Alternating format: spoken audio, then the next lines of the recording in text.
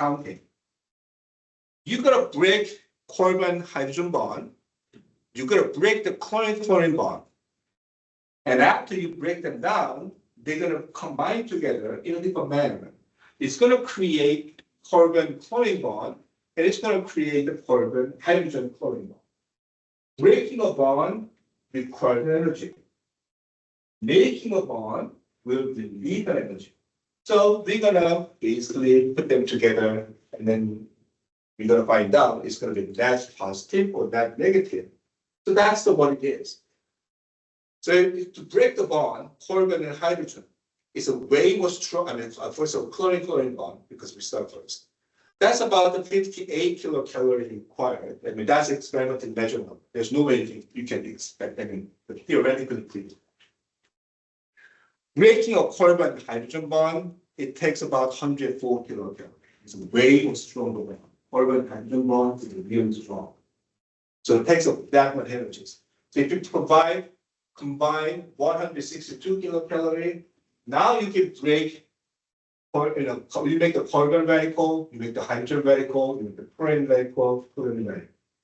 So that much energy is required to break into the 4 pieces.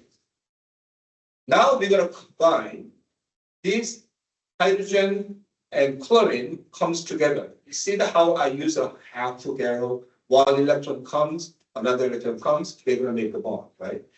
Ratio arrow is the one that you need to use to show the single electron move. Anyway, hydrogen, chlorine radicals comes together, they make HCl. When they make a bond, it releases energy. How much energy does it release? 103 kilocalorie. Now, this is something that you probably have to bear in mind. Whenever you provide an energy, whenever you apply the energy, it's a plus term, it's a positive term. Whenever energy is released back to you, that's a negative term. Okay? So when you apply the energy, that's a positive term. When you release energy, it's a negative term. So HCl productions release 103 kilocalories. Carbon, chlorine can make a bond too. So single electron from the carbon, single electron from the chlorine comes together, makes a bond. That releases about 84 kilocalories. So altogether, 187 kilocalorie will be released. So by putting it together, we can say this released 25 kilocalorie. So that's exactly what I said. It's your accounting. You've got income and expenses, put it together. I'm pretty sure you can handle it. But that's what it is. Energy is required to break a bond. Energy will be released by making a bond. We put them together, then we're going to find out, oh, these things are actually exothermic reactions. And then it's kind of really accurate because of experimental observation, delta H was a 25 kilocalorie release. We expect 25 kilocalorie release by using the bond dissociative energy. So this thing can probably predict what's going to happen to any reaction, as long as you know this bond dissociative energy. And then they make a tables, actually they make a book out of it. Many of the simple molecular bond dissociative energy is being recorded, it's in the book, so you can basically fill it space, find the one, then you can predict most of the organic reactions from the likely it will happen. So that's why we are teaching you how to do these things. Some people think that, no, that's maybe not right. You know, this delta H is the heat of formation, which is definitely has to be negative terms. The thing is what it has to be, delta H product has to be subtracted with the delta H of a reactant, which is a negative 78, but the negative, that becomes a positive. That's the reason. Simplest way, conceptually, if you want to take it, if you provide energy, that takes a positive terms. When it's a release energy, that takes negative terms, and that simple idea works well. But mathematically, these are the right way to do it. But it's the same thing. Right? So, second test, we allow you to use a simple calculator, not fancy one. We actually don't want to see the fancy calculator. or not the phone calculators. Yeah, scientific calculator, graphical calculators, they're all fine. But yeah, because of, even I use a calculator for the 1+1, so I'm pretty sure that you are the same. So yeah, that's why calculation is something that we allow because you're going to do some of this calculation. All right, let's see whether you understand what I'm talking about by solving this question. What this question is, let's calculate the delta H of these reactions, which is pretty similar to what we just talked about, but our starting material is not the methane anymore, it's ethane.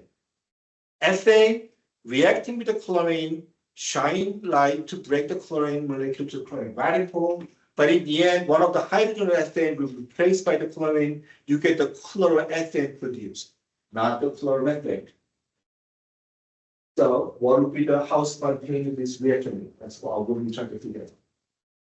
So as I said earlier, we have to do the counting. The bond that we break, we got to find out what's the amount of energy it requires. The bond they make, we need to find out how much energy they release.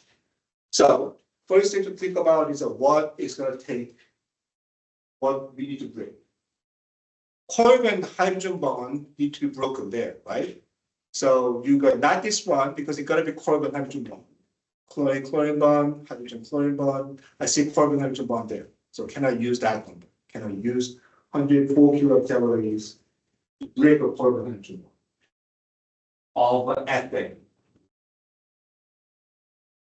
Well, that's a good question. That's a methane, right? Breaking a hydrogen from the methane takes 104 kilocalories. Breaking a bond of the carbon hydrogen bond of the ethane is not the same number. That's something that we're going to discuss later. That takes about 98 kilocalories. It's less. It has to match. It's not any carbon hydrogen bond. It has to be the exact same one. Ethane is a reactant there. So if you have to find out the bond dissociation energy, you have to use this number. Not that one, right? So 98 kilocalories are required. Break carbon hydrogen bond of ethane. Not this one either. This one's a breaking a carbon bond of the methane. We're breaking the one in the middle. That's a different thing. You have to find the right one. But I'm pretty sure that's just find the matching one there. You want to break a chlorine bond that takes about 58 kilocalories, so we just do that. Now we're gonna go producing, making a bond which will release energy. So it's gonna make this carbon chlorine bond, but not this one because that's ethane. I'm pretty sure that you know by now. We have to find the right one, carbon chlorine bond of ethane, because we're gonna produce that, not this. That releases a different amount of energies, 81 kilocalories. And then HCl is the same all the way, so that's about 103 kilocalories. If you put it all together, it's a negative 28 kilocalories. It becomes a more spontaneous. It releases more energies compared to ethane, which means chlorination of ethane will happening better than the chlorination of the methane. Question is, why will it be? Why does it? That will be answered. So something like this, we have to relate how likely the reaction is going to go depending on what you're reacting with. Things changing. So that's what structure is really the key part of explaining the reaction mechanism or the tendency or the order of the reactivity or things like that.